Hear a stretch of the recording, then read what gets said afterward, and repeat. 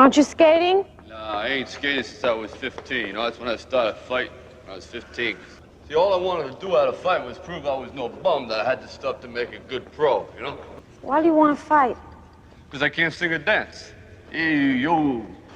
Don't fall! Don't fall!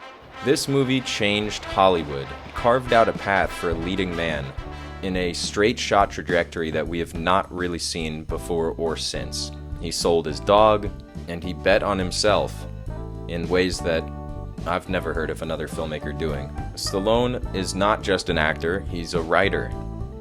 He penned the script for the first Rocky film, as well as the sequels, before taking on the mantle of director, following up the great John Avildsen.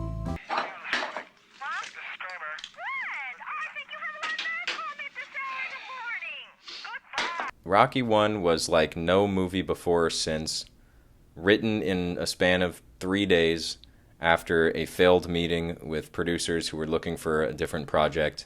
He basically bullshitted his way into it. He said that he had a script. He didn't. He went home and wrote one after watching a Muhammad Ali fight and was inspired by this scrappy young boxer who was taking on the champ. Stallone was offered about $100,000 to sell the script. He refused. He was offered $200,000 to sell the script. He refused. He was offered $300,000 to sell the script. He refused. He wanted to star in the movie himself. Now, that is not something that happens in Hollywood. If you write a script and you're lucky enough to get a studio to want to buy it, you sell it. There's no shot in hell that they're going to let you star in this movie. Never going to happen. And especially if your previous claim to fame is being a porn actor.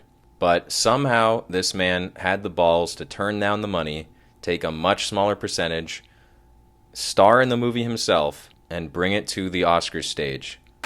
And the winner is Rocky.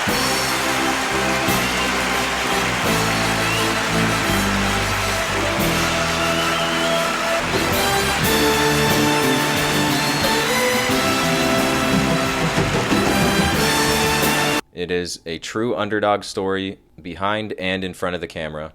And I think the backstory to it is part of what makes it such an enduring and real underdog story. Especially in the first movie, I love how much he paints the town of Philadelphia as a nice place to live. It's a really nice piece of fantasy filmmaking.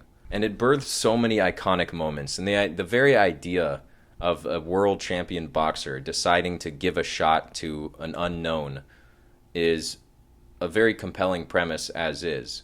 To take this very lovable lunk of an idiot who is so uniquely written too, and it is one of those things where Stallone was correct. No one else would have been able to play that character. He knew who Rocky was, and I think in many ways it's because it was him. The dog Buttkiss that's in the movie was his dog that he sold to make the movie.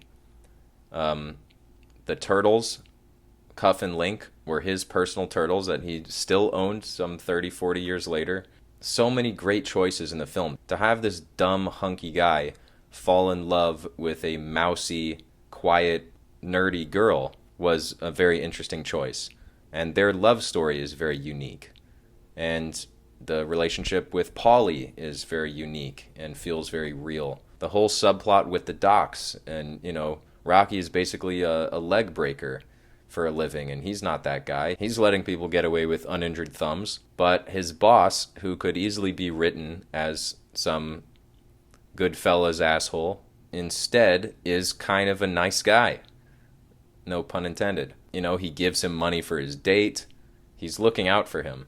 The iconic moment where Rocky is hitting the meat, incredibly unsanitary, but very famous now.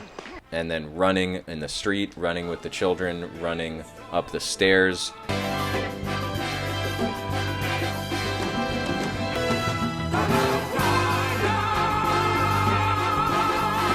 All very iconic, all very classic now, and all very inspirational. It is impossible for me to watch that movie without going for a run afterwards, no matter how full of turkey and mashed potatoes I am. This series is an all-time favorite of mine. It's an all-time favorite of many for good reason. It is one of the great franchises in American film history, And no matter where they take the story next, I believe that people will always come back to those first few Rocky movies.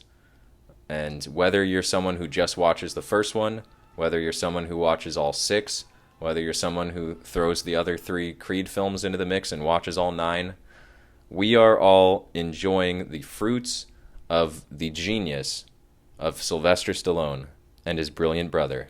You guessed it, Frank Stallone. Thanks for watching. Remember to subscribe. Check out these other videos you might like, and let me know in the comments what you want me to talk about next. Happy Thanksgiving. See you next time. You're a tomato.